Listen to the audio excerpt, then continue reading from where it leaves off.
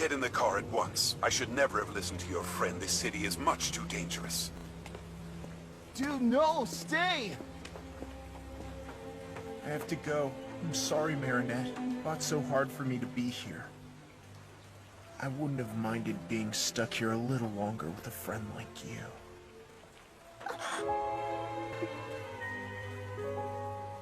My father's right. I should have never come to New York.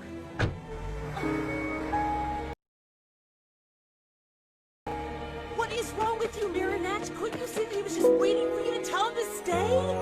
What? He made his choice.